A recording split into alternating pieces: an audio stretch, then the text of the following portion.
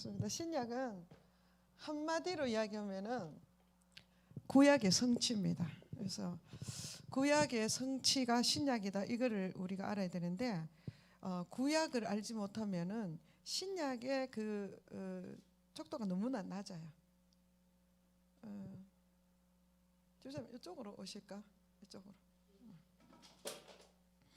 그래서 이제 신약은 하나 구약의 성취인데 여기 보면은 마태복음하고 이제 복음서를 보면은 공간 복음이 있다는데 공간 복음 뭐냐면은 같다 이거죠.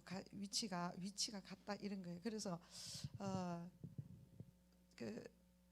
그러니까 사실은 삼복음서가 공간 복음이요. 요한 복음은 조금 달라요. 그래서 우리가 지금 마태 마가까지 할 수 있을지 모르겠는데 어쨌든 한번 해보겠습니다. 그래서 하나님께서 마태복음을 기록한 것은 유대인들에게 이야기를 하는 거예요. 그래서 유대인들에게 만약에 이방인들에게 마태복음 1장을 이야기하면은 이해가 안 되는 거예요.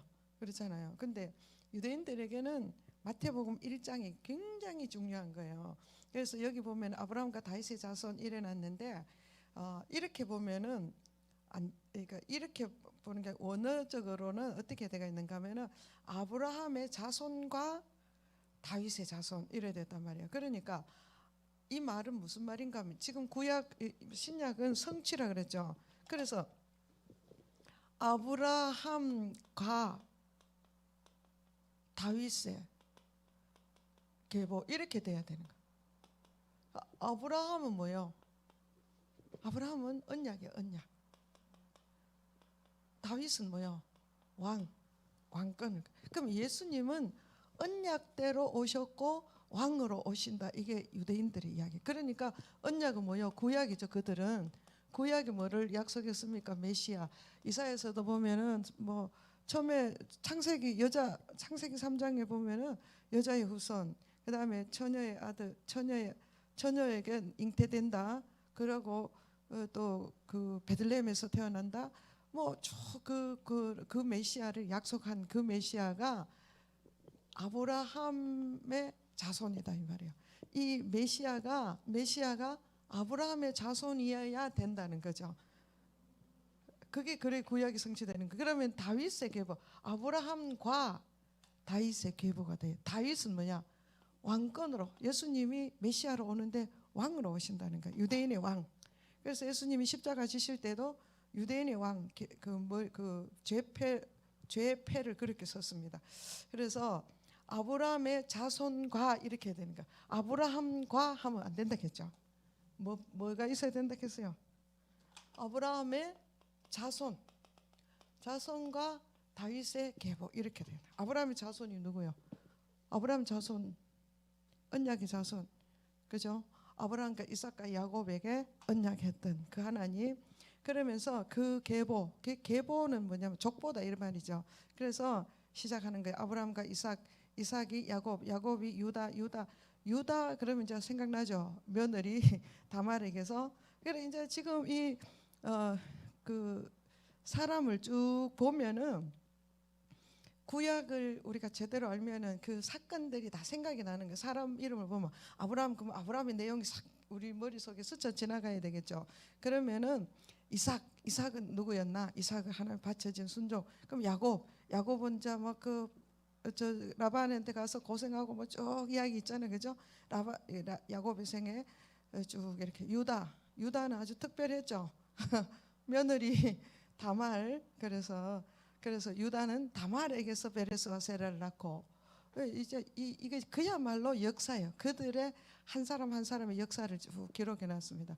근데 여기 보면은 좀 가다가 6절에 보면은 이새는 다윗 왕을 낳았는데 다윗은 뭐고 누구한테서 낳았어요? 자기 아내가 아니고 우리아의 아내에게서 솔로몬을 낳았어요. 그러니까 아니 자기 아내에서 낳아야 되는 거예요. 우리아의 아내에게서 솔로몬을 낳았다. 이게 굉장히 중요한 겁니다. 근데 이거는 왜 그러냐? 유대인들은 이스라엘은 다윗이 그렇게 중요합니다. 다윗. 가보면 그 국기도 다윗별 하잖아요. 그래서 여기 보면은 아브라함에게서 다윗까지 14대요, 뭐 14대요 이렇게 해놨잖아요, 그죠? 그래 14. 그러니까 뒤에 보면은 12절을 보면은 바벨론으로 사로잡혀간 후에 쭉 놓고 몇 절이에요? 17절. 대수가 이렇다이 대수를 이야기하죠. 아브라함은 다윗까지 14대, 다윗에서 바벨론을 이겨갈 때까지 14대, 바벨론으로 사로잡혀간 후부터 그리스도까지 14대더라. 14대, 14대. 이 다윗이라는, 우리가 히브리어는 숫자값이 있다 했죠. 다윗이라는 이름의 숫자값을 하면 14가 되는 거예요. 그러니까 지금 이 계보를 쓰는 것도 아브라함의 자손과 다윗의 계보라 그러죠. 그러면 누구 계보라는 거예요? 다윗의 계보를 중심으로 하겠다는 거죠. 근데 이걸 쓰기 위해서 누구였나? 다윗은 약속대로 아브라함의 자손이다. 그러면서 이 아브라함의 자손에서 아브라함의 자손 다윗인데, 이 다윗은 어떤 그렇게 중요한데 이 다윗을 중심으로 이야기하려고 하니까 다윗 이야기를 좀 또 강조점을 주는데, 그걸 뭘 강조했는가 하면은 우리아의 아내에게서 다윗이 났다 이거예요. 그러면은 다윗이 그렇게 대단하지만 다윗의 실수를 적어 놓은 거예요. 다윗에게서 누가 나왔어요? 우리아의 아내에게서 솔로몬이 나왔다. 이거를, 그래서 그만큼 이들에게는 다윗이 중요한 거예요. 그렇게 해서 쭉 보면은 14대씩 14대 놓고, 그래서 16절에 보면은 야곱은 마리아의 남편 요셉을 낳았는데 마리아에게서 그리스도라 칭하는 예수가 나니라.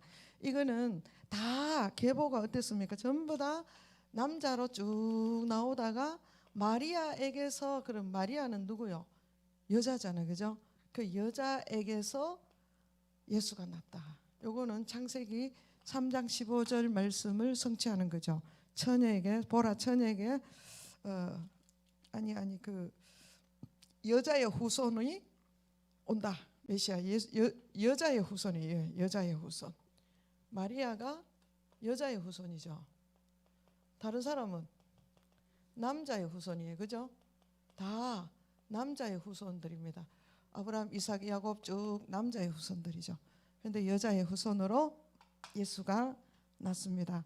그래서 그 예수님이 쭉 약속대로 예수님께서 오셨습니다. 근데 오셨는데 오신 목적이 뭐냐면은 3장에 보면은 3장 2절에 보면은 세례 요한이 와서 전파하는데 회개하라 천국이 가까웠다. 그러면서 그 예수님이 누구로 오시는가 하면은 13장 17절에 보면 이는 내 사랑하는 아들이요 내 기뻐하는 자라. 그래서 예수님은 하나님의 아들로 이 땅에 오시는 거예요. 그래서 그 하나님의 아들이 오시니까 누가 제일 긴장해야 돼요? 마귀가 긴장하는 거죠. 그런데 이걸 성경을 잘 봐야 되는데 예수님이 마귀에게 이끌려서 시험 받는 게 아니고 누구한테 이끌려갑니까? 4장 1절을 보면은 성령에게 이끌려가는 거예요. 성령에게 이끌려가서 마귀와 대결하는 거죠, 일종의. 그러는데 시험하는 자, 그 마귀는 항상 시험합니다. 시험하는 자가 와서 예수님께 시험할 때 예수님이 뭘로 했습니까? 기록되었으되 말씀으로 대적해서 이기는 거예요. 근데 예수님이 무슨 아담이요? 아담이 있었죠. 그 다음에 예수님은 마지막 아담입니다. 그죠? 마지막 아담. 그러면은 첫 아담은 어땠습니까? 마귀가 와서 유혹할 때 말씀이 없으므로, 말씀이 희귀함으로, 말씀이 제대로 알지 못하고 그 말씀을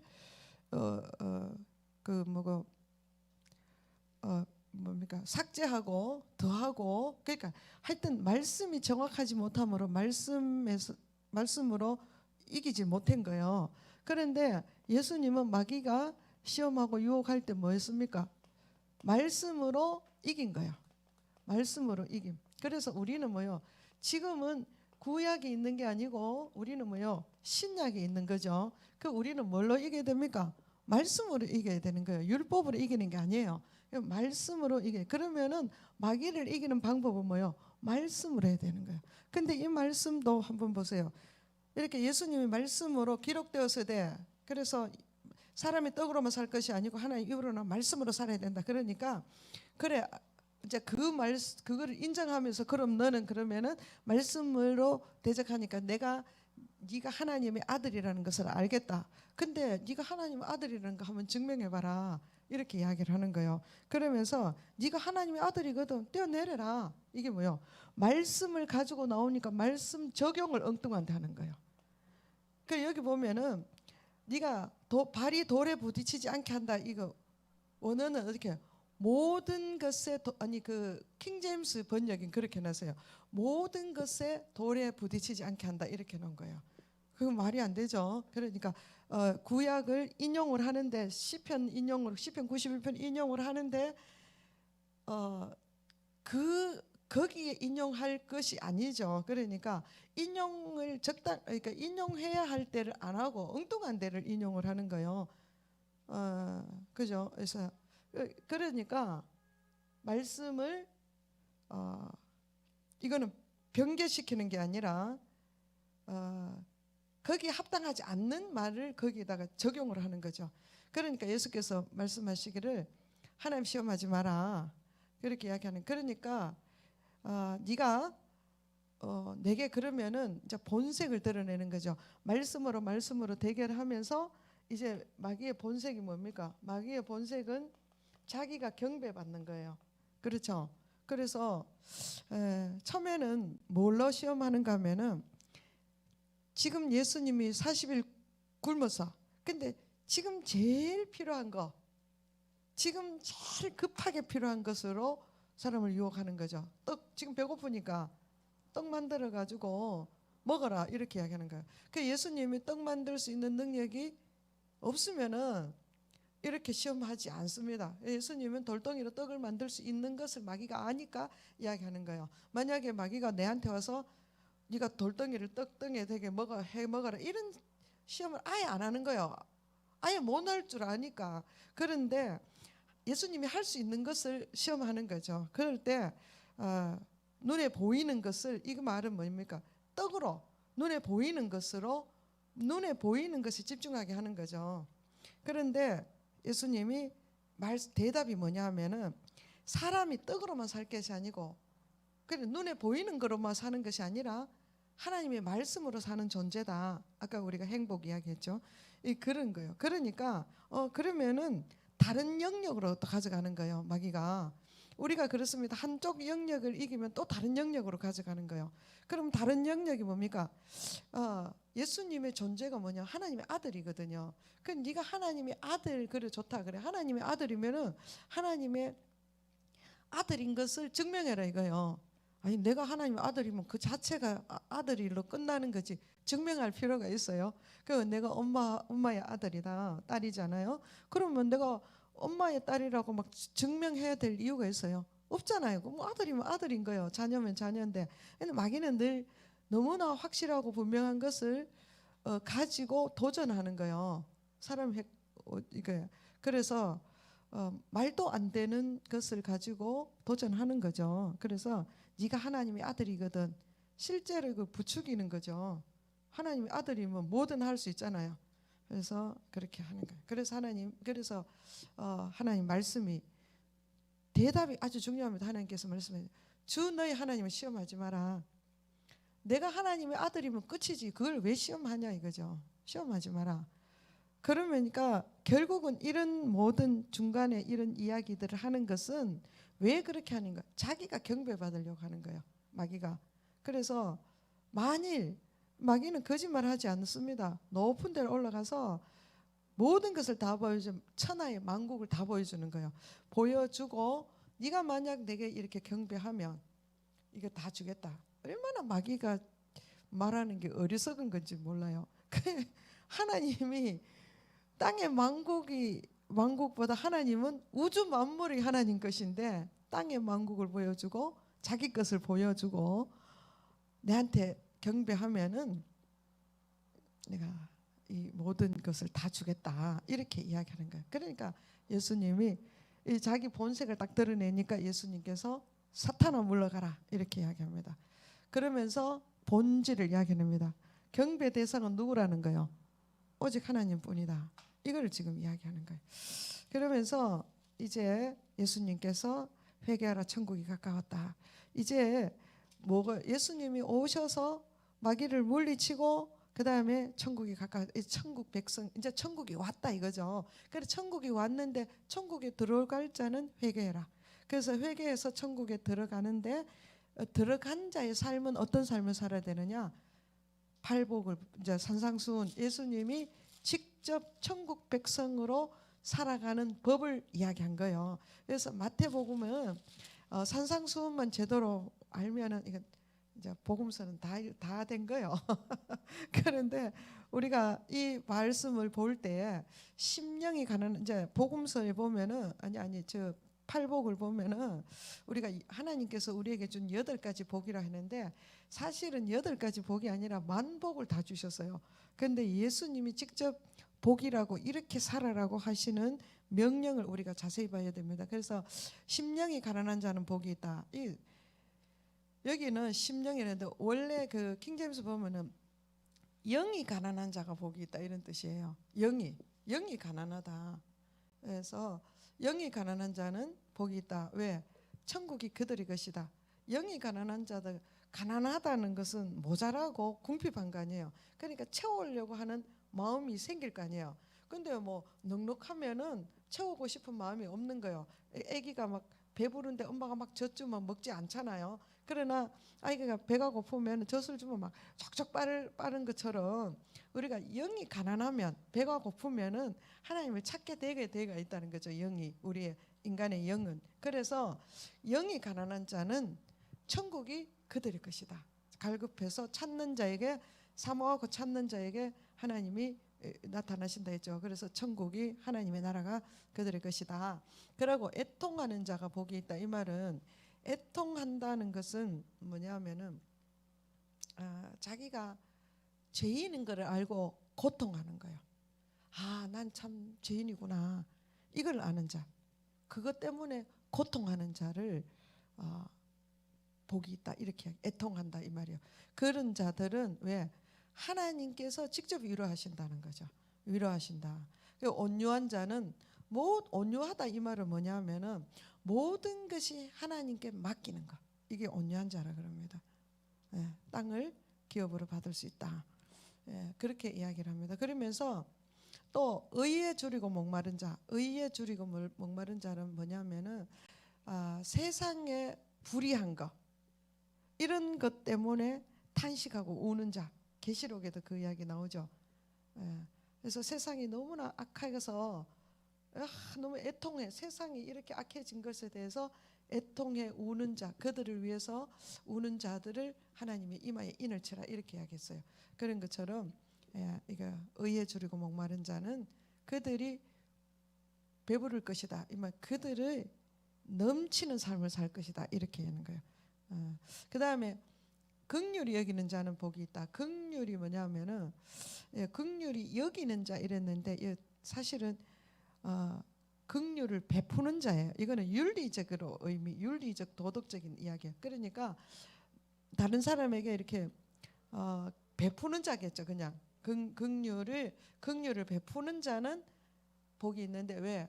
긍휼이 여김을 내가 받는다. 우리가요 이 땅에 가운데서 인생은 살아가는 동안 우리는 부족하고 연약하기 때문에 실수하고 넘어지고 예수를 믿어도 때로는 죄악 가운데 있을 수도 있어요. 그럴 때 긍휼이 없으면 너무너무 문제예요. 그렇잖아요. 그러니까 우리가 어떤 상황 속에든 긍휼이 있다는 것은 너무 복인 거예요.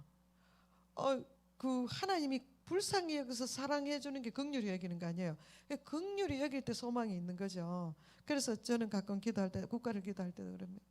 진노 중에서라도 긍휼을 좀 베풀어 달라고 우리가 기도하잖아요. 그러니까 긍휼히 여김을 받는 게 얼마나 축복인지 모릅니다. 진짜 복인 거죠. 그러면서 또 마음이 청결한 자는 복이 있다. 왜 이거 청결하다. 이거 순수하다. 내적으로 청결하다. 오직 순수한 건 뭐냐? 불순물이 없는 거잖아요. 그래서 오직 순수한 믿음으로 하나님만 바라보는 자는 복이 있다. 왜? 그런 자는 하나님을 볼 수 있다는 거예요. 왜 그렇습니까? 청결하고 깨끗하니까. 아니 그 유리가 막 지저분하면은 바깥이 정확하게 안 보이잖아요. 그죠? 내 마음이 깨끗하니까 거룩하고 깨끗한 그 하나님을 볼 수가 있다는 거예요. 하나님 볼 수 있다. 화평케 하는 자는 복이 있나니 하나님의 아들이다. 우리가 하나님이 아들 된 목적이 뭐냐? 우리가 에덴을 잃어버린 것은 하나님의 아들의 자격을 잃어버린 거예요. 그래서 불화가 생겼다는 거죠. 근데 예수님이 오심으로 우리가 하나님이 아들이 된 것은 불화가 없어졌다는 거죠. 뭐 때문에 불화가 있었습니까? 죄 때문에 불화가 있었죠. 그 죄가 없어짐으로 화평케 되었다 이거죠. 그러니까 내가 이것은 화평케 하는 것자는 무슨 우리말로 하면은 쉽게 설명하면은 복음을 전하고 불화한 것을 화평하게 만들고 내 안에 하나님의 그 나라를 전파하는 거죠. 이런 사람들은 뭐야? 하나님의 아들이다 이거죠. 그런 자가 하나님의 아들이다. 그래서 의를 위하여 박해를 받는 자는 복이 있다. 이 의를 위하여 의를 위하여 이렇게 하는 것은 뭐를 이야기하겠습니까? 하나님만이 의입니다. 그죠? 하나님의 나라를 위해서 박해를 받고 핍박받고 손해보고 이런 자들은 참 복이 있다. 내가 잘못해서 비난받고 핍박받고 하면 정말 참 너무 불쌍하지만은 정말 하나님의 의, 하나님의 나라를 위해서 고난당하고 핍박받고 욕먹고 이런 일이 있는 자는 너무나 기뻐하고 즐거워해라는 거야. 왜 그렇습니까? 하늘에 하나님께서 그런 자에게 상을 엄청나게 준비해놨다 이거죠. 근데 그 상을 바라보니까 너무 기쁜 거죠. 그래서 우리가 모든 믿음의 선진들도 이렇게 했다. 그렇지만 그렇게 살았다는 거죠. 그 이야기하면서 지금 이 말씀은 뭐 예수님이 제자들에게 직접 가르친 거예요. 입을 열어 가르쳐 이르시되, 이 말은 내가 하나님 앞에서 아주 중요한 그냥 가르치는 게 아니고 입을 열어 가르쳐 이르시되 이랬거든요. 그러니까 이것은 아주 중요한 내용이다 이런 뜻이에요. 그러니까 이건 아주 중요합니다. 예수님이 직접 제자들에게 가르친 겁니다. 그러면 우리도 예수님께 직접 이야기를 듣고 받아서 그렇게 살아야 되는 거죠. 그러면서 또 너희는 세상의 소금이다. 이제 우리에게 직분을 주신 것은 너는 소금이다. 그래서 소금이 만일 그 맛을 잃으면 아무데 쓸데없어서 누구한테 밟힌다는 거예요. 아니, 소금이 쓸데없는데 다른 게 아니고 사람에게 밟힌다는 거예요. 우리가 예수 믿는 사람이 옳게 살지 못하면은 사람에게 밟힙니다. 자, 소금은 뭐냐 하면은 녹아야 돼요. 소금이 제 맛을 내려면 소금 덩어리가 있잖아요. 소금 덩어리가 이만하다. 소금 덩어리가 그대로 있으면 이거는 영향을 하나도 못 미치는 거예요. 소금이 녹아야 맛을 짜게 하든지 싱겁게 하든지 하잖아요. 그래서 우리가 믿음의 하나님의 사람, 천국의 백성들은 세상 가운데 녹아야 돼요. 뻣뻣하다 해가지고 절대 손해 안 보고 맨날 욕먹는 삶을 살면은 안 되겠죠. 그러니까 우리는 어떤 삶을 살아나 세상 가운데 녹아져야 돼요. 관계 속에서도 녹아져야 돼요. 희생해야 되는 거예요. 희생하지 않고는 사랑은 희생입니다. 그래서 그런데 예수 믿는 사람이 그렇게 소금의 역할을 하지 않으면 무슨 일이 일어나느냐? 사람에게 비난받는다 이거. 사람에게 밟히는 거예요. 이게 중요한 겁니다. 그래서 너희는 세상의 빛이다. 빛은 또 어떠냐? 소금은 녹아야 되지만 빛은 비추는 거예요. 높이 위에 올라가서 비추어지는 거예요. 빛이 맨날 땅 밑에 들어가 숨어 있으면 안 되죠. 그래서 내가 예수 믿는 자는 어디 가서 자꾸 드러내야 돼요. 나는 예수 믿어도 뭐 겸손해가지고 표시 안 내고 조용히 뒤에만 좀 숨어 앉았다가 갔다가 왔다가 이런 가면은 안 된다는 거죠. 빛은 뭐요? 드러내야 돼요. 왜? 비추려고 하는 거니까. 그래서 내가 가는 곳곳마다 빛이 비춰져야 되는 거. 어디에 빛이 필요합니까? 어두움에 빛이 필요한 거예요. 밝은데 빛이 필요하지 않아요. 어두움에 필요한 거예요. 어두움에 들어갔을 때 내가 어두움을 그대로 있는 게 아니고 어두움을 비추는 자가 돼야 되죠. 빛이 아니면은 어둠에 들어갔을 때 안 비춰지는 거예요. 근데 참 감사하게도 네가 빛이 되라가 아니고 네가 빛이다 하는 거예요. 그 내가 나를 잘 알아야 되죠. 한번 보세요. 예를 들어서 식당에 가서 우리가 그 식당에 가서 밥을 먹으면은 빛을 비추는 자는 어떤가 하면은 식당에 가서 많은 사람이 있어도 내가 요즘 특별히 코로나 때문에 더 하겠죠. 그러니까 저는요 하여튼 그래요. 기도를 하고 밥을 먹으면은 이게 빛을 비추는 거예요. 지금 막 예수 믿는 사람이 옆에 와도 막 예수 믿는다 하면은 예수 믿는 것도 아니고 교회 다닌다 해도 막 어익하고 막 떠나가잖아요.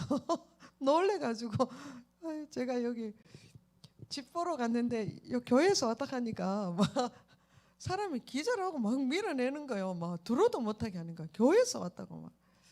그래서 예수 믿는 사람이 코로나를 옮긴다고 무슨 이런 시대에 우리가 살고 있어요. 그런데 그래도 우리가 뭐야 하나님 앞에 빛을 비춰 내가 드러내는 거예요. 예를 들어서 식당에서 밥을 먹을 때 기도를 했어. 그러면은 제가 앞에 가서 식당에 가서 중국집에 가서 기도하고 밥 먹었는데 먹다가 물컥 뭐가 하나 씹혔어. 그 숯덩어리야, 숯덩어리, 시커먼 숯덩어리야. 그래가지고 그걸 가지고 막 야단칠 수가 없잖아요. 기도했으니까. 그래가지고 아이고 막 그 주인 불러게라니까 너무 미안하다고 막 그러는 거예요. 그래 괜찮다 하고 그 이제 그건 드러내고 먹고 막 돈을 안 받으려고 하는 거 아예 괜찮다 하면서 돈을 다 내고 이래 온 거예요. 그러면은 그 사람이 어떻게 봐? 저 사람 기도했는데 정말 다르구나. 이렇게 되는 거예요. 근데 기도 안 하고 밥을 먹었다. 예를 들어서 그럼 돌 씹히면은 어떻게 하겠어요? 짜증 낼 수도 있는 거예요. 인생이 뭐 자기가 뭐 성인군자도 아닌데 안 그렇겠습니까? 그 나는 왜 화를 안 냈나? 아까 기도했기 때문에 그래서 화를 안 낸 거죠. 그 기도가 그게 드러내는 거예요. 그래서 내가 막 빛이 되려고 하는 게 아니고 나는 빛이다는 것을 드러내는 거죠. 그것이 우리는 자꾸 내가 빛이 되려고 하는데 이미 빛이라 그거를 해야 된다 이거죠. 비치게 해라. 그러면은 이제 우리가 예수 믿는 삶이 이런 거다. 그러니까 너희 착한 행실을 보게 해라. 이런 식으로 쭉 이야기를 하면서 예수님께서 이제 산상수훈을 이야기를 쭉 합니다. 그죠? 우리는 다 읽었으니까 읽은 것은 두고 읽었으니까 우리가 조금 특별하게 좀 집중해서 봐야 되는 부분들 이걸 한번 이야기하게. 22절 몇 장입니까? 5장 22절에 보면은 우리가 좀 오해하는 부분, 저도 이거를 참 이해를 잘 못했어요. 옛날에는 나는 너에게 이르는 형제에게 노하는 자마다 심판을 받게 되고 라가라 하는 자는 공회에 잡히게 되고 미련한 놈이라 하는 자는 지옥불에 들어가게 된다.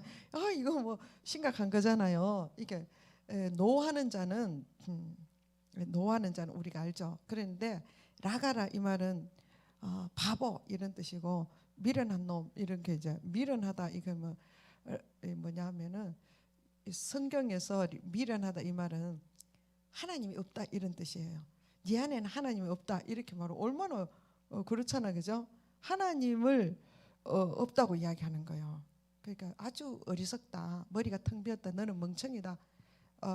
그것도 인간의 존엄이 어디에 있습니까? 하나님이 있으니까 좋은 게 한데 네에게 하나님도 없다. 막 이렇게 이야기하는 것은 아주 인간의 존엄과 인격을 모독하는 말이에요. 그래서 이거를 이렇게 하지 말라는 거예요.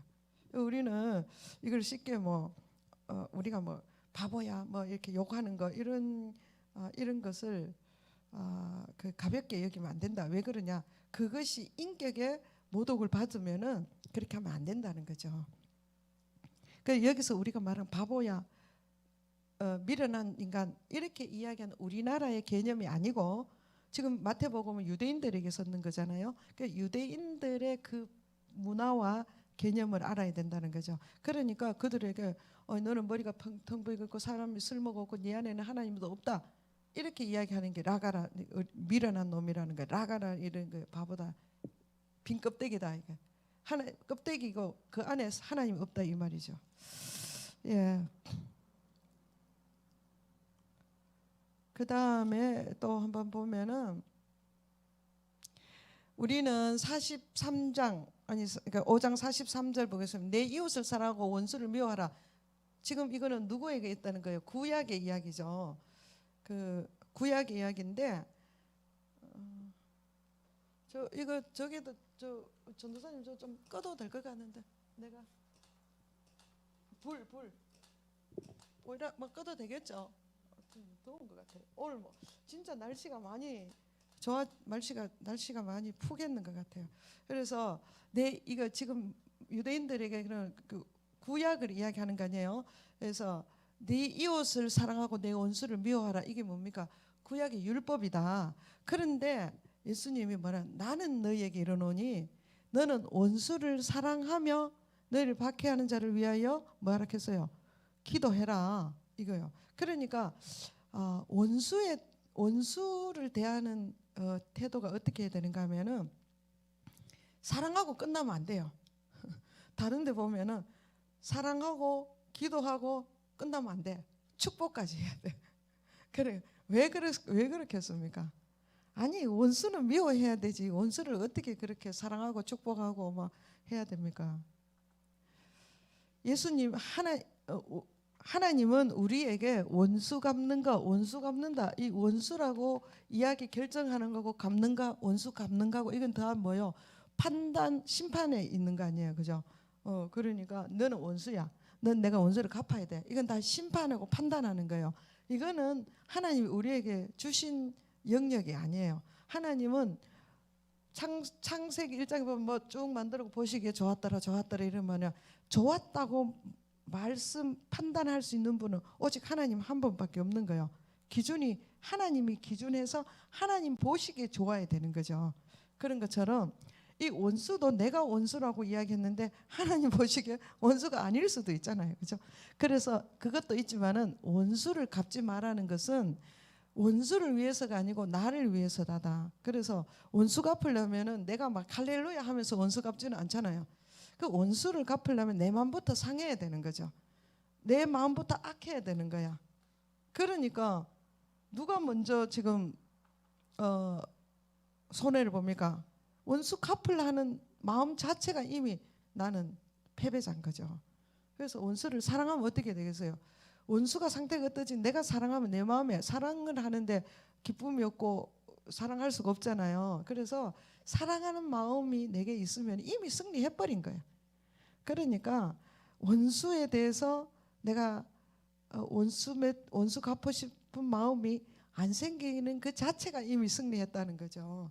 그러니까 원수를 사랑하고 그 원수를 위해서 기도하고 축복해라. 이거는 누구를 위한 것이 원수를 위한 것이 아니고 나를 위한 것이다. 그 이야기입니다. 그러므로 하늘에 이렇게 할 때에 온전한 삶을 살 수 있다는 거예요. 그 다음에 이제 6장에 가보면은 기도하는 데 있어서 이제 기도를 가르쳐 주시는데 사람들은 자꾸 기도를 하는데 대상이 누군가 하면은 하나님을 대상으로 하지 않고 사람에게 보이려고 하는 기도를 한다 이거죠. 그거는 안 된다. 그러니까 외식하는 자처럼 자꾸 사람에게 보이려고 그런다. 구약에는 하나님이 제일 경계하는 것이 구약에서 하나님이 아주 경계하는 게 뭡니까? 우상 숭배죠. 이게 좀 이렇게 구분이 돼야 됩니다. 신약에서 아주 경계하는 게 뭡니까? 신약에서는 지금 이야기하는 거죠. 외식하는 자죠. 외식하는 거. 이거는 고칠 방법이 없습니까? 그죠? 아니 외식하는 것은 아닌데 그런 척 하니까 이거는 외식하는 거 아주 싫어합니다. 외식하는 자야는 하나님 사람에게 관심 있는 거죠. 사람에게 영광을 받으려고 하고 6장 2절을 보면은 구제할 때도 외식하는 자는 사람에게 영광을 받으려고 그 구제하고 외식하는 자는 기도할 때도 사람에게 보이려고 기도하고 이렇게 하는 거예요. 그러니까 결국은 뭐요? 자기 중심 안에 뭐가 있나? 사람 중심이라는 거죠. 하나님 중심이 아니죠. 우상 숭배는 누구 중심이에요? 우상이 중심이죠. 외식하는 거 누가 중심이요? 사람이 중심이다 이거죠. 그러면 결국은 하나님이 중심이 아니다는 거죠. 그래서 하나님의 중심이 되지 않는 것을 하나님 기뻐하지 않는다. 그러니까 하나님 중심으로 되는 기도는 어떤 거냐? 우리가 말을 많이 해가 뭐 이런저런 우리가 필요를 막 이야기해 하나님이 채워주시는 게 아니다. 하나님은 우리가 구하기 전에 이미 필요한 걸 다 아시고 말을 많이 안 해도 하나님 우리가 필요한 거 다 아시기 때문에 너희는 이렇게 기도해라. 이것을 기도해라가 아니고 하나님 예수님께서 직접 가르쳐 주신 기도는 이런 식으로 기도해라 이거요. 이것을 기도해라가 아닙니다. 이런 식으로 기도해라. 그럼 기도는 뭐냐? 기도의 기본은 뭐냐? 관계다. 관계. 하늘에 계신 우리 아버지 하나님이 하늘에 계신 하나님이죠. 그 하나님은 나와 어떤 관계냐? 아버지의 관계다. 그 이 관계를 자꾸 확인하는 기도를 해라 이거죠. 그래서 우리가 하나님과 나가 어떤 관계인지 서먹서먹하면 안 되죠. 하나님과 나와는 아버지의 관계가 돼야 된다. 그 아버지라는 것은 우리가 설명 안 해도 되잖아요. 모든 것에서 공급이 거기서부터고 모든 보호가 거기서부터 오는 거고 모든 사랑이 거기서부터 오는 거잖아요. 그것이 아버지다. 그리고 모든 근본이 거기서부터 흘러오는 거예요. DNA도 거기서부터죠. 그러니까 아버지가 나와의 아들과의 하나님과 나는 아버지의 관계다. 하나님의 DNA가 내게 있다는 거죠. 예, 그렇습니다. 그 다음에 아버지, 그 하늘에 계신 우리 아버지 그 관계. 근데 그 관계는 알았는데 그 이름이 거룩히 여김보다. 그런데 관계는 나의 아버지지만 그 아버지는 너무나 높다 이거죠. 그 이름이 우리가 이름은 그 사람의 속성이잖아요, 그죠? 그러니까 그 속성은 너무 높다는 거죠. 그래 그 이름이 높임을 받아야 된다. 그래서 그 이름을 위해서 우리가 모세가 하나님의 이름을 위해서 자기의 유익을 다 버렸잖아요, 그죠? 하나님께서 내가 이 백성을 하도 말 안 들으니 이 백성을 다 멸하고 모세 너를 통해서 다시 민족을 만들겠다. 그러니까 하나님이 아니 모세가 하나님 그렇게 하면 안 됩니다. 그러면은 이방 사람들이 하나님의 이름을 어떻게 여기겠느냐? 당신 백성들 다 끌고 내가 와가지고 다 죽였다. 광야에서 다 죽였다. 이러면 하나님의 이름이 높임을 받지 못한다. 그렇게 이야기한. 그것을 하나님이 아주 귀하게 여긴 거예요. 그래서 우리가 하나님의 이름을 위해서 우리가 바로 살아야 되는 거예요. 우리가 어렸을 때 보면은 요즘은 그렇지 않지만은 요즘은 그런지 모르지만 시골에서 아이들이 우리가 어렸을 때는 막 애들하고 싸우고 뭐 잘못하고 뭐 이러면은 어른들이 야단칠 때 어떻게 이야기하는가 하면 너가 아버지 누구 이렇게 뭐라 하잖아요. 그럼 지금 야하는 행동이 누구 문제예요? 아버지가 관계되는 거예요. 그래서 우리의 삶 속에서 우리가 어떤 삶을 사느냐에 따라서 아버지 이름이 높아지는 거예요. 그래서 우리는 모든 죄를 예수님께서 다 사해서 우리가 죄에서 자유됐지만은 우리는 다시 죄를 짓지 말아야 되는 것은 우리가 하나님의 아들이 되었기 때문에 내가 죄를 지으면은 세상 사람들이 하나님을 욕한다 이거요. 하나님의 이름을 멸시한다 이거죠. 너가 아버지 누구 이거하고 똑같은 거요. 네가 하나님 믿으면 왜 그러노? 이렇게 이야기해요. 저거는 우리보다 더 못해도 우리는 하나님의 자녀들은 조금만 잘못하면 네가 하나님 믿으면서 왜 그러노? 이 말이 뭡니까? 하나님과의 관계가 있다 이거죠. 그래서 우리는 하나님의 이름을 높이는 자로 살아야 된다. 그리고 그 다음에는 하나님의 뜻. 그래 하나님의 뜻이 뭡니까?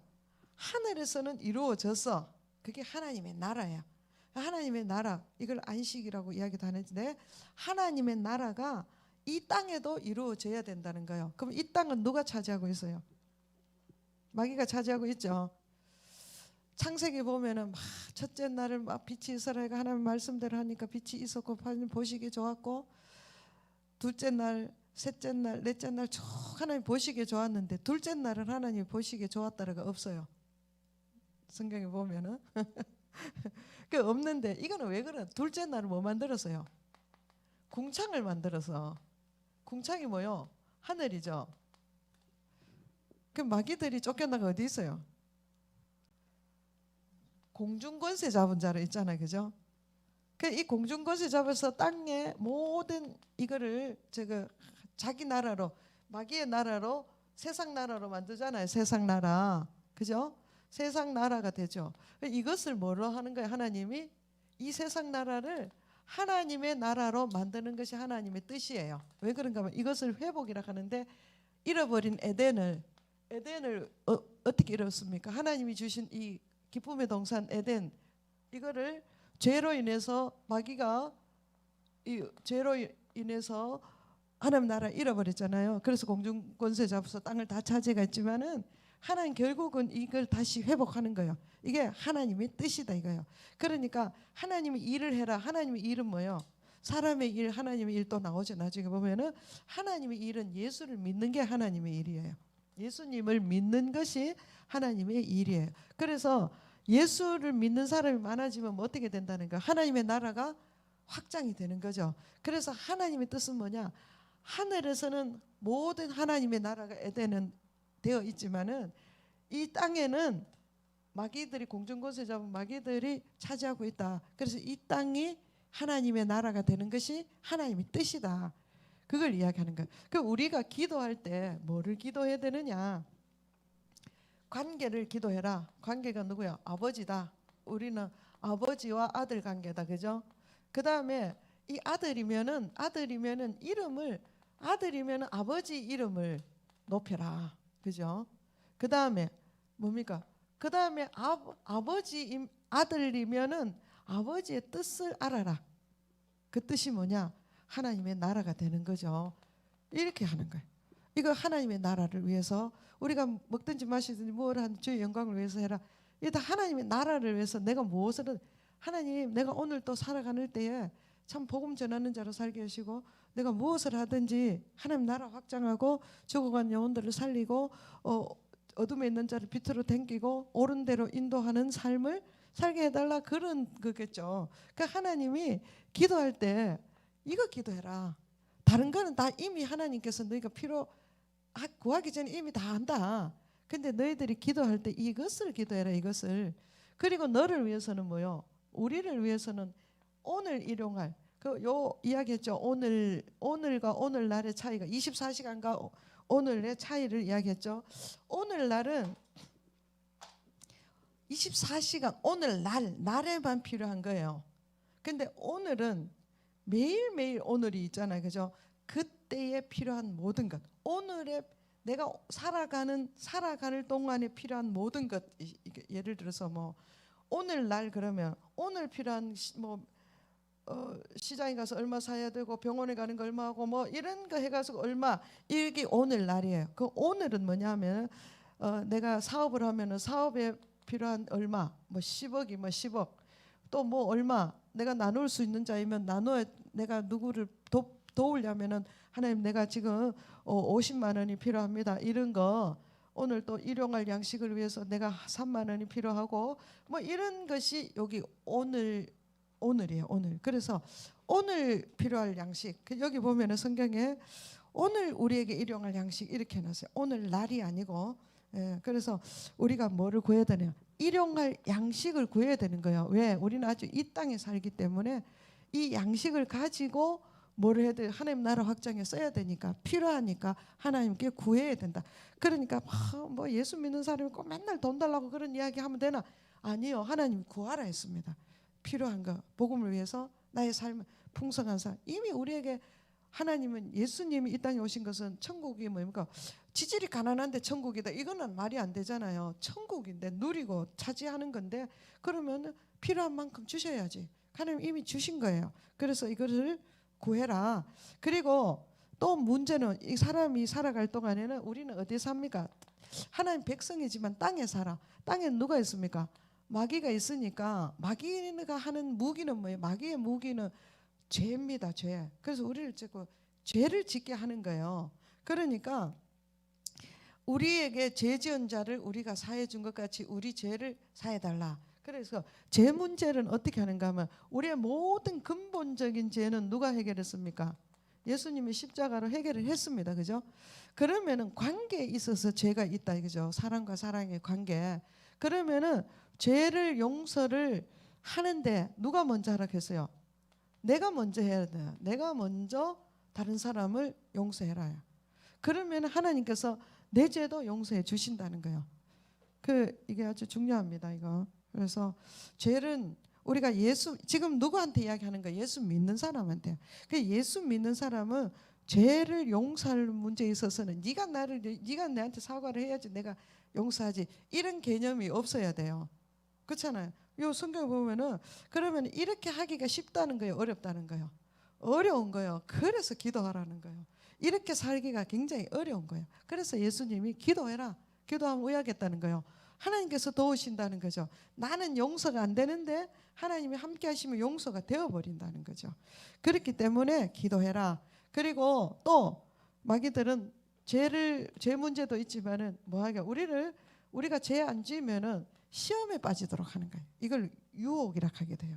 이 지금은 얼마나 유혹이 많습니까?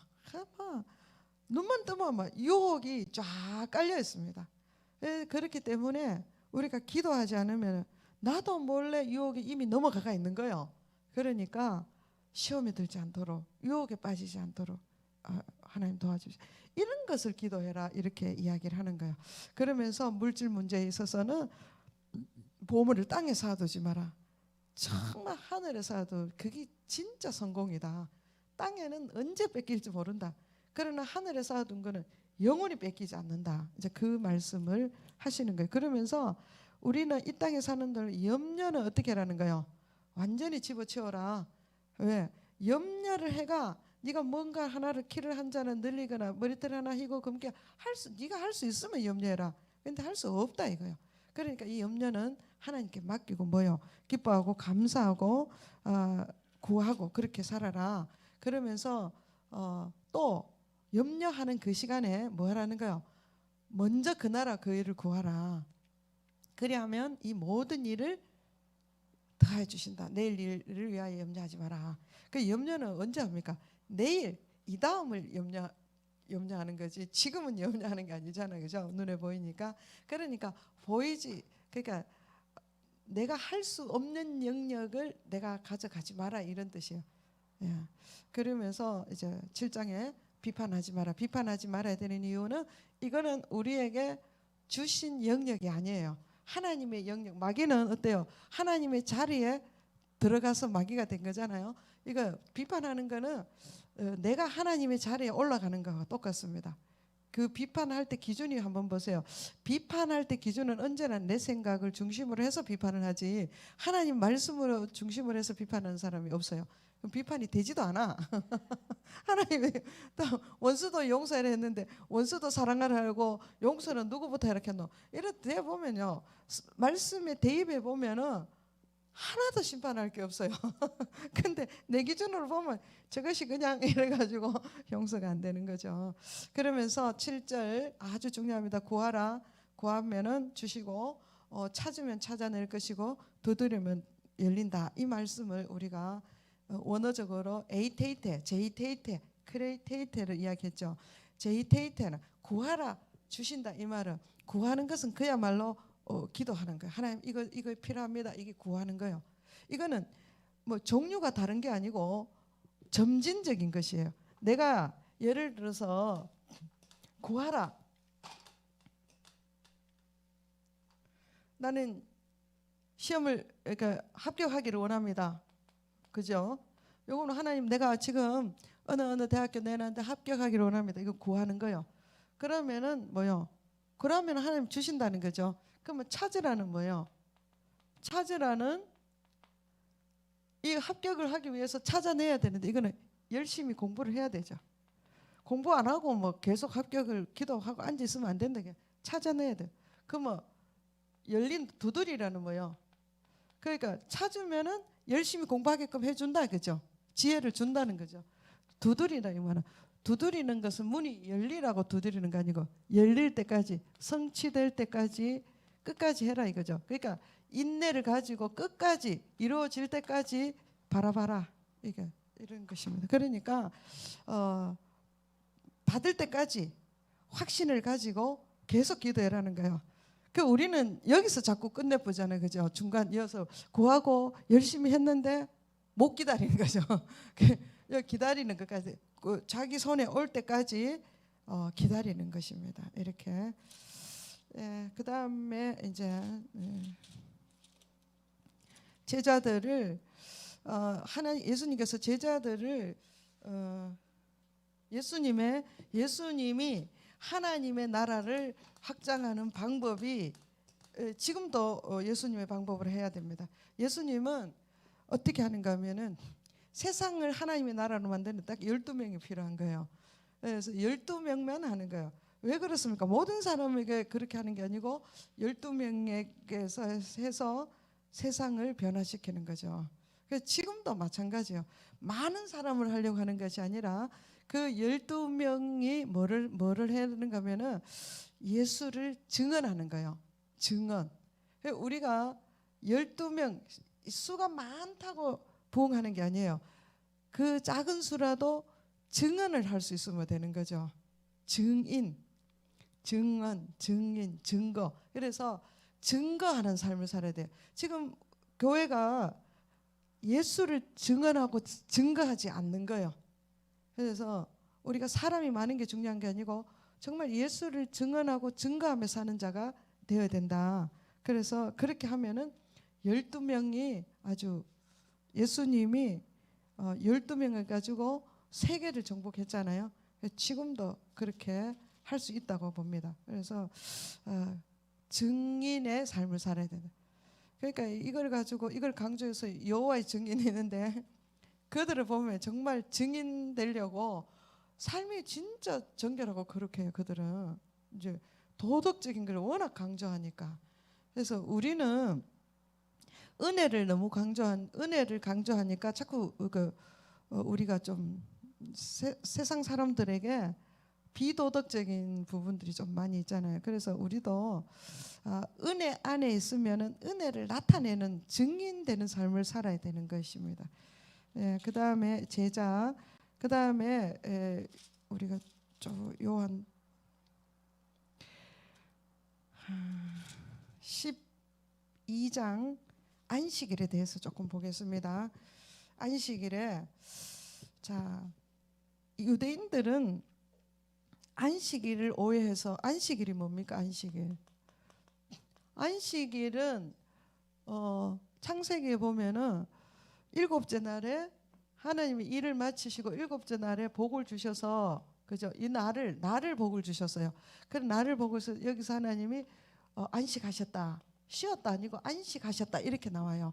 그러면은 일곱째 날에는 복을 줬다. 이거 복이 뭐요? 하나님이 함께 하는 것이 복이라 했죠. 그래 하나님이 함께 하는 것이 안식이에요. 그 예수님이 유대인들이 막 예수님이 안식일에 병 고치니까 아이 뭐 왜 안식일을 범했다 그러니까 예수님이 내가 안식이다. 내가 안식이다 이 이야기 하잖아요. 안식일의 주인이 내다 이렇게 이야기했거든. 안식일의 주인이 누구요? 예수님이다. 내가 안식일의 주인이다 이렇게 이야기했단 말이에요. 그러면은 안식일 이거를 이해를 못하니까 그러면 안식은 뭐냐? 내가 일을 많이 첫째 날 여섯 날까지 일을 했으니까 하루 쉰다 이런 개념이 아니에요. 완벽하게 완성했다. 그러니까 하나님의 그 창조를 다 완벽하게 완성해서 아주 만족하다. 완성, 완벽, 만족, 행복 뭐 이런 거요. 그게 안식이에요. 그래서 우리가 죄로 인해서 이 안식을 잃어버린 거예요. 그렇죠? 그래서 예수님이 이 안식을 다시 회복한 거예요. 그래서 이 안식일이 예수님의 안식일의 주인으로 와서 안식을 주는 거예요. 예를 들어서 병이 들은 자는 안식이 없잖아요. 그래서 병이 났으면 안식 오겠죠. 기쁨이 오겠죠. 그런 것을 이야기하는 거예요. 그것이 12장 안식일에 이야기를 쭉 하는 거예요. 설명을 읽었으니까 제가 다시 이야기 안 해도 되겠죠. 그래서 안식일에 예수님이 사람이 안식일에 선을 행하는 것이 옳으냐 악을 행하는 것이 옳으냐 이렇게 안식일에 선을 행하는 게 너무나 옳은 거죠. 그래서 율법적으로 저는 이제 율법적으로 성경 옛날에 신앙생활 할 때 안식일 주일날에 막 우리 아들이 가잖아요. 중학교 2학년 때까지 주일날 과자 하나 사 먹었다. 그럼 바로 지옥 가는 줄 알았다죠. 내가 그렇게 가르친 거예요. 그런데 우리가 안식일을 뭐 해야 됩니까? 병원에 찾아가서 가게 가서 병원에 가려면은 필요하면은 뭘 사서 그 병원에 찾아가서 복음을 전하고 공고한 자에게, 또 어떤 사람은 뭐 안식일 주일날 일을 하고 있다. 그러면 그 사람 찾아가서 복음을 전하고, 이게 정상이지. 옳은 일이잖아. 착한 일이지. 이거 하는 게 정상이지. 아, 나는 오늘 주일이니까 아무것도 안 하고 누워 있어야 돼, 이렇게 하는 것은 아니다 이거죠. 예. 그리고 이제 우리가 하나님의 나라 백성으로 이렇게 살아가면, 그 다음에 비유에 대해서 조금 이야기하겠습니다. 비유. 자, 비유는 뭐냐 하면은, 땅에 있는 우리가 말하는 이런 것을 우리가 땅에서 비유라고 말하는 거하고 성경에서 말하는 비유라는 것은 조금 다릅니다. 어떤 건가 하면은, 우리는 예를 들어서 뭐 호박하고 수박을 이야기할 때 호박을 비유로 한다, 이렇게 하면 비유가 될지 모르겠습니다. 근데 그런 이야기가 아니에요. 성경에서 말하는, 지금 천국 13장에 가보면은 천국 비유가 나오거든요. 비유는 이게 뭐냐 하면은, 천상 하늘의 것을 이야기하면 땅의 사람들이 이걸 이해를 못 하잖아요. 안 봤으니까 모르니까. 그래서 여기에 비슷한 것을, 땅의 것을 가지고 하늘의 것을 이야기하는 거예요. 땅의 것을 땅에 이야기하는 게 아니고, 그러니까 하늘을 이야기하는데 땅의 것을 가지고 하늘을 이야기한다 이 말이에요. 비유가. 이해가 됩니까? 예, 그러니까 보세요. 씨를 뿌리는 자가 있다. 천국이 어떤 것이냐? 씨를 뿌리러 나갔는데 이제 좋은 땅 이야기를 하죠. 그래서 결실하는 것은 30배, 60배, 100배의 결실이 있다. 그러면서 이건 무슨 말인가 하면은, 땅에는 빼앗는 자가 있다는 거죠. 그죠? 땅에는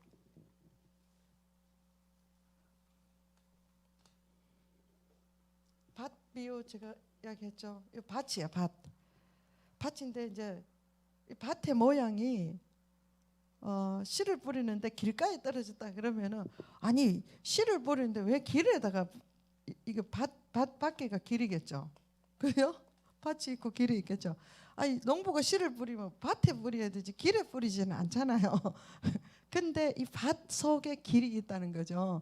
그러니까 제가 이야기했죠. 집은 여기 있는데 여기까지 가려고 하면 뺑 돌아가 가기가 힘드니까 이렇게 자꾸 다니다 보면 요 땅이 어떻게 맨들맨들해져가 있겠죠. 그 이거 밭에 뿌리는데 여기 떨어졌다 이거죠. 그 여기 떨어지는 것은, 그래 무슨 말입니까? 요런 사람의 심령이 있는데 아주 같은 것을 계속 반복하면은 어떻게 돼요? 예를 들어서 거짓말을 계속 반복하면 이 사람 마음밭이 어떻게 된다는 거죠? 아주 딱딱해진다 이 말이에요. 예. 근데 거기가 땅에 그거 뿌려서 씨가 하늘 생명의 씨가 나오면은 새가 와서 쫙 아픈다, 이거 안 된다 이거죠. 그 다음에 여기 보면은 밭이면 돌도 있을 거 아니에요, 그죠? 그러면 돌 위에 흙이 있다, 이 흙. 씨 뿌리는데 돌자각 밭에 뿌리지는 않겠잖아요, 그죠? 밭에 있는데 돌이 있다. 돌 위에 흙이 얕겠죠. 요 떨어진 것도 싹은 난다는 거죠. 그런데 싹은 나는데 뭐요? 돌 위에 했으니까 뿌리가 깊지 않는 거예요. 그 이런 말은 뭐냐? 지금 하늘의 것을 이야기하잖아요. 땅의 것을 가지고 하늘의 것을 이야기하면은, 그러면 내 마음이, 돌이 뭡니까? 저 설명해놨죠. 마음의 근심, 돌이 뭡니까? 예? 가시 좋은 돌밭에 돌밭에 뿌려졌다는 것은 말씀을 듣고 기쁨이 있으나 즉시 뿌리가 없어서 그 날아가쁘죠. 이게 왜 그러는가 하면은, 환난이나 박해가 일어나는 때는 곧 넘어진다. 그러니까 예수 믿는 것 때문에 무슨 어려운 일이 생기면은 금방 그냥 예수 부인해 버린다 이 말이에요. 그죠? 그다음에 또 막 이런데 막 가시 덤불이 있을 거 아니에요. 여기는 뿌렸는데 여기서도 나기는 나는데 햇빛이 다 이 가시들이 가려워 가지고 삭을 자라기 못한다. 이 말은 뭐요? 땅의 것, 요 또 하늘의 것으로 가야 되겠죠. 그래서 이거 세상 염려 때문에 하나님을 보지 못. 이런 식으로 모든 비유가 이렇다는 거죠. 그래서 모든 비유가 예를 들어서 오병이어가 있다. 그러면은 오병이어는 왜 그러냐? 5천 명 보리떡 5개로 5천 명을 먹였다. 이 이야기를 하려고 하는 게 아니고 뒤에 가 보면은 너희가 나를 따르는 것은 배부른 까닭으로 왔다. 그렇게 이야기하잖아요. 그렇지만은 내가 너희를 오병이어 이거를 축복을 하는 것은 사람이 떡으로만 살 것이 아니고 하늘로부터 내려오는 하나님의 말씀으로 사는 존재이라는 것을 깨닫게 하려고 그렇게 했다. 이렇게 하는 거예요. 그래서 비유도 그렇지만은 이적과 기적 이런 거, 표적 이런 것도 다 뭐를 하려고 하는 거면은 결국은 이적과 표적을 일으키는 것은 땅에서 하지만 하늘의 것을 말하려고 한다 이 말이에요. 그래서 항상 1차적인 의미가 있고 그 5천 몇만 명을 먹이는 것도 목적이에요. 그때 그런 사건이 있었지만은 그걸로 끝나면은 야 하나님이 예수님이 대단하다 왕 삼자 막 그렇게 이야기했잖아요. 근데 예수님은 그런 게 아니다. 그리고 병 고치는 것도 보면 막 예수님이 많은 사람을 병을 고치잖아요. 그 병 고치는 것도 왜 그러냐? 병을 고치고 난 다음에 너가 그러니까 장님을 눈뜨게 하고도 아무한테 가서 말하지 마라 이렇게 이야기하잖아요. 그 왜 그런가 하면은 예수님이 이 땅에 오신 목적이 뭐요? 병을 고치러 온 것이 아니고 뭐 하러 온 거예요? 하나님의 나라를 위해서 온 거예요. 그래서 그런 이야기를 그 목적을 그렇게 깨달아야 된다. 그 이야기입니다. 제가 지금 굉장히 시간이 많이 가네요. 20장에 또 가겠습니다. 지금 표적과 이적과 하나님의 비유 이런 것들이 이해를 좀 하시면 좋겠습니다. 그 다음에 20장에 가보면 포도원 품꾼의 비유가 있잖아요. 아침에 가고 저녁에 가고 맨 마지막에 갔는데 다 하나님 그 품을 똑같이 줬을 때에 제일 아침에 제일 일찍 온 자가 야단을 쳤잖아요. 그죠? 이럴 수 있습니까? 이런데 주인이 뭐라겠으면 내 것을 가지고 내가 마음대로 하는데 네가 왜 그러냐 이야기를 했잖아요. 그죠? 그래서 우리가 들어가고 내가 언제 들어가고 언제 들어가느냐가 중요한 게 아니라 하나님 주인이 불러주느냐 안 불러주느냐가 중요한 거기에 초점이 있는 거죠. 그래서 하나님께서 내 것을 가지고 내 뜻대로 하는데 왜 그러냐 이러면서 나중된 자로 먼저 되고 먼저 된 자가 나중된 일이 많다. 이야기가 무슨 이야기였었어요?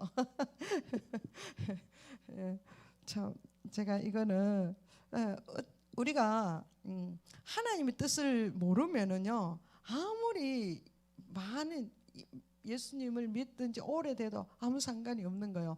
내가 하나님의 뜻을 아는 자가 진짜 하나님 안에 된 자죠. 예를 들어서 우리 그 성도도 한 사람 이런 사람이 있어요. 지금 예수 믿은 지 금방 믿은 지 얼마 안 됐어. 근데 이 사람은 하나님의 마음을 아는 거예요. 그러니까 질문하면 그걸 그렇게 이해가 되는데 오래 신앙생활을 했는데도 그 여러 가지 신앙생활은 하지만은 그 하나님의 뜻과 의도를 모르는 거예요. 그런 거를 우리가 좀 보게 됩니다. 그래서 우리가 품삯이 그러니까 하나님이 뜻이 뭡니까? 자기가 부름을 받아서 들어온 것에도 너무 감사해야 되지.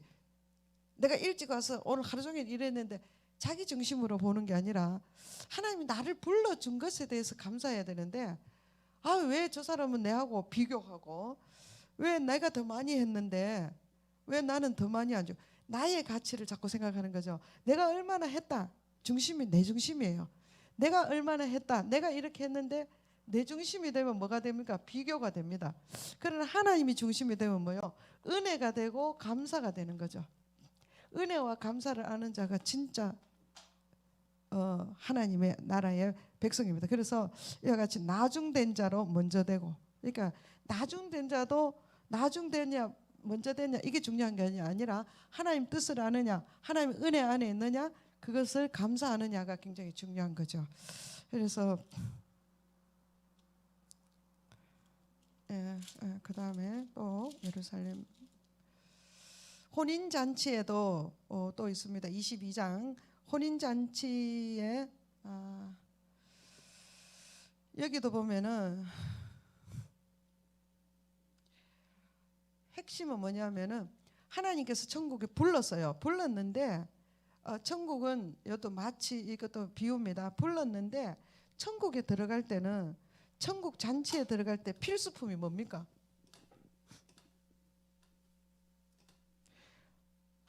예복입니다. 예복. 예수님이 쫙 들어가지고 주인이 들어가서 예복 입지 않는 자를 바깥 어두운 데 쫓아내라 이렇게 했어요. 예복. 이건 뭐겠습니까? 우리가 천국에 들어간데 예복. 예복을 입지 않는 자. 이 예복은 누가 줬다는 거예요? 여기 보면은 길 가다가도 막 강제로 왔고 예복 준비할 시간이 없었잖아요. 근데 여기서 평가하기를 예복을 안 입은 걸 이야기하거든요. 그러면 이 예복은 뭐 천국 잔치에 들어올 때 고서 예복을 다 나눠줬다고 보는 거죠. 그러면은 예복을 다 나눠줬는데 그 예복을 안 입은 사람은 뭐냐 하면은 자기 옷이 너무 좋았거나 너무 그냥 화려하고 좋은데 이런 예복 입고 가면 안 되지. 자기가 높아지지 못하고 뭐 있겠죠. 기타 등등 우리가 여러 가지 이야기를 생각할 수가 있는 거예요. 성경에는 없지만은. 그래서 자기는 어떤 이유인지 모르지만은 예복을 안 입은 거예요. 근데 예수님이 쫓아낼 때 너가 예복을 안 입은 거에 대해서 쫓아낼 때 자기가 유구무원이 할 말이 없었다 그러거든. 말을 못 하는 거예요. 왜 그래요? 이렇게 말을 못 하는 거예요. 그래서 예복을 입지 않으므로 쫓겨을 나가서 슬피 이를 갈고 너무나 후회하는 거죠. 슬피 이를 갈고 울었다 이거죠. 이것이 아주 시사하는 게 큽니다. 23장 이것도 23장 외식을 책망하는데 외식하는 지도자들은 어떻게 하는가? 무거운 짐을 어깨에 지우게 하고 사람에게 보이게 하고 높은 자리에 앉고 이렇게 합니다. 이런 자들은 화있다. 이런 자들은 조심해라. 24장 자 마지막 때에 심판 때에 뭐가 있습니까? 그러니까 종말 때에 하나님 마지막 심판 종말 때 어떤 일이 일어나는가? 제자들이 와서 예수님이 성전을 헐어버린 다 헐은다 하니까 예수님이 그 성전 한다는 것은 누구 이야기하는 거예요? 자기 몸을 이야기하시는 거잖아요. 그런데 제자들이 와서 언제 그런 일이 있겠느냐? 그럼 성전을 한다 이 말은 유대인들에게 있어서 성전을 한다는 것은 그냥 끝난다는 거예요. 세상이 끝난다는 거예요. 성전과 함께 태어나서 성전과 함께 죽는 그들인데 성전이 무너진다는 건 세상이 끝나는 거다. 이렇게 이해를 하는 거예요. 그래서 언제 그런 일이 있겠습니까? 이래 물으니까 예수님께서 이야기하지 그럴 때가 오면은 이런 현상이 일어난다. 첫째 사람의 미혹을 받지 마라. 사람의 미혹. 누가 미혹합니까? 사람이 미혹. 제일 친한 사람이. 잘 아는 사람이 미혹합니다. 내가 모르는 사람은 왜 미혹하겠어요? 미혹한다. 그 다음에 소문에 넘어가지 마라. 그 다음에 너희가 미움을 받을 것이다. 그리고 거짓 선지자들이 많이 일어난다. 그리고 불법이 성하고 사랑이 식어가는 게 특징이다. 이럴 때에 너희는 어떻게 해야 된다? 기회가 없다. 도망갈 수 있는 순간이 없다. 이때는 끝이다. 그러니까 정신을 바짝 차려라 이 이야기입니다. 그러면서 정신을 바짝 차리는 게 뭐냐? 32절에 하나님께서 이야기하는 거예요. 징조가 있는데 너희가 30절에 보면은 징조가 있는데 징조는 뭐냐? 구름이 끼면 비가 온다. 이게 징조다 이거죠. 그런 것처럼 이제 사람들이 이렇게 미혹하고 소문과 난리 소문들이 있고 사람들이 막 미움을 받고 선지자들 거짓 선지자들 일어나고 불법이 성하고 사랑이 식어갈 때 이때에 이게 벌써 사인이다 징조다. 그러니까 너희는 뭐를 배우라는 거요? 무화과 나무의 뭐를 배우라는 거요? 비유. 무화과 나무의 비유를 배워라.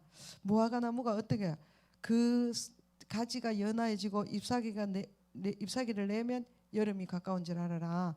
그래서 무화과 나무가 뭡니까? 이스라엘 예수님이 무화과 나무를 저주했을 때 뿌리채 다 말라버렸어요. 그래서 이스라엘이 멸망이야. 그냥 그때 그 이후로 예수님이 십자가 진 이후로 70년 AD 70년에 이스라엘이 망했죠. 그리고 1948년에 다시 그 망한 나라가 싹이 나고 잎이 나고 자라서 가지가 무성해졌습니다 지금. 그래서 그 가지가 연해지고 잎사귀가 내면 여름이 가까워온다. 여름이 뭡니까? 무화과 추수하는 계절이에요. 그러니까 잎이 무성하면은 여름이 가까운 줄 알아라. 그러니까 뭐를 보라는 거요? 비유를 배우라. 이스라엘을 보고 알아라 이런 뜻입니다. 그래서 우리는 깨어 있어야 된다. 25장 이제 열 처녀들이 다 그릇과 기름 등잔 등불 다 준비되어 있었어요. 그래서 그릇에 기름이 떨어지는 거를 다섯 처녀는 몰랐다는 거죠. 그 기름이 떨어지면 또 채워야 되는데 등잔과 등불은 가지고 있지만은 등잔에 기름을 채워야 되는데 못 채우는 거예요. 그래서 문이 닫히고 기다렸지만 주님을 만나지 못하는 거예요. 그 우리가 이 신앙생활을 하지만은 기름이 뭡니까? 성령의 역사. 우리가 항상 성령님과 함께 해야 됩니다. 성령을 사모하고 성령과 함께 해야 되는데 성령님이 떠나면은 우리는 빈 등잔이 되는 거죠. 기름이 없어서 주님을 만나지 못합니다. 26장 우리 십자가 이렇게 예수님 부활까지 좀 시간이 너무 많이 갔습니다. 마가복음 할 때에 십자가를 좀 깊이 다루고 여기까지 하겠습니다.